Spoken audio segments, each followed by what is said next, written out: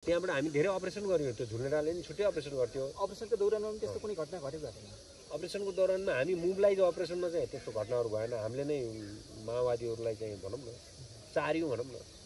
चार्यौँ कतिलाई छोपेर सम्बन्धित ठाउँमा बुझाइयो त्यस्तो चाहिँ भयो हाम्रो त्यो झुलेटाको मान्छे चाहिँ सायदै क्याजुअल्टी हुनु भएन किनभने तपाईँलाई मैले खोलिहालौँ पछि पनि खुल्ने नै छ यो कुरो भरत लामा मेयर साहबले र मेजर साहबले खोलि पनि सक्छ उहाँले भनेको कुरो त्यो सत्य हो कि त्यहाँ सबै फटाटोली मात्रै थियो क्या 101 के कसैले कसैलाई नटेर्ने पल्टनमा क्या एकदमै घमण्डी म पनि पल्टनमा डिमोसन भएर गएको मान्छे सिपाहीबाट लेसनायक भएको थिएँ हजुर होइन लेसनायक भएपछि मेरो त्यो आँपटारी भन्ने ठाउँमा एउटा सिभिलहरूसँग एउटा केस भएको थियो झगडा पऱ्यो त्यो केसले म अझ तपाईँलाई भनौँ सरकार बित्ने बेला त म त क्वार्टर गार्डमै थिएँ होइन म क्वार्टर गार्डमा थिएँ कि मलाई 1 महिना हिरासत राखेको होइन जेठ 19मा जेठ 19मा अनि त्यस्तो घटना थियो क्वार्टर गार्डमा थिएँ त्यसपछि सरकार बितिसकेपछि बल्ल मेरो सरकार बित्नु नै मेरो लागि बाहिर निस्किया जस्तो भयो तर त्यो म अहिले त त्यो भन्दै भन्दैन तर सरकार निस्किसकेपछि अब सबैले नुन नखाने कपाल काट्ने भन्ने कुरा भयो हाम्रो त अब त्यसलाई सरकार भनेपछि त अब बाउ नै हो नि होइन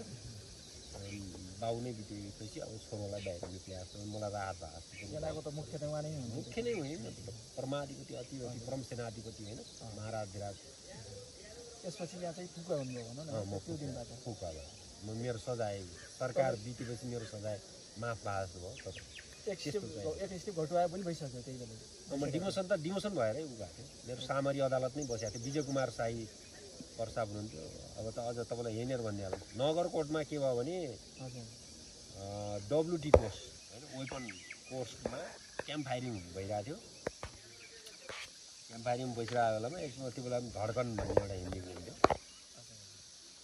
म त्यो धड्कन फिल्ममा मेरो पर्फर्म देखेर विजय कुमार साई प्रसाद कर्णेल साहबले होइन उहाँलाई मलाई उतिखेरै मलाई लेसनायक झुल्ला लगाइदिनु मेरो ड्राइभिङ त म 3.5 वर्षमै लेसनायक हुनुभएको उहाँले लगाइदिनु भएको थियो त्यसपछि उहाँ तल आइयो तल आएपछि त्यो सिभिलहरूसँग त्यो काण्ड भयो खास के विवाद भएको थियो त्यहाँ एउटा त्यस्तै सिभिलहरू त्यहाँ चितवनमा के रहेछ भने त्यहाँका सिभिल केटाहरूले आर्मीको मान्छेलाई पनि पहिला एउटा राजु के भन्ने मान्छेलाई मारिदिएको राजु थापा भन्ने सिभिलले आर्मीलाई त्यो पहिला त्यो पशुपति प्रसाद हो के को मान्छेलाई पनि त्यहाँ मारिदिएको रहेछ फुटबल खेलाडी र आर्मीको मान्छे अलिकतिलाई उनीहरूले भनौँ न त्यही हिसाबले अलिकति डोमिनेट गर्न खोज्दो रहेछ नजर छुट्टै हेर्ने अब एउटा पल्टनमा 700 जना आर्मी त्यस्तो हुन्छ भने 700 जनामा 10-12 जना त फेरि होइन त्यो त हामी टाइपको मान्छेहरू पनि त्यहाँ हुन्छ नि त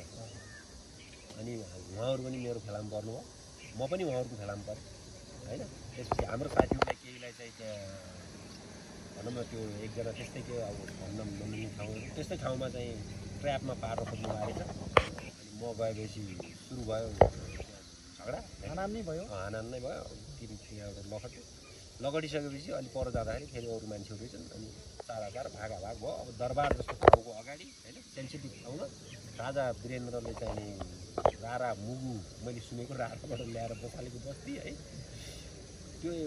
अर्गन्दा एकदमै त्यो भनौँ न पत्रिकामै आयो कि त्यो पत्रिकामा आयो त्यसपछि विजय कुमार साई प्रसादले मलाई सामरी बसालेर यसरी 30 मिनट तत्कालै अनि मलाई एउटा शब्द थाहा छैन रमाइलोको लागि भन्छु म कुकुरलाई घिउ नपच्यो भनेको यो गरेछु होइन फाइन केही पनि भएन त्यो केही हुँदैन म कस्तो पनि भन्छु भने आर्मीमा तपाईँ कर्नेल हुनुहोस् जर्नल हुनुहोस् होइन त्यहाँ मात्रै कर्नेल जर्नल हो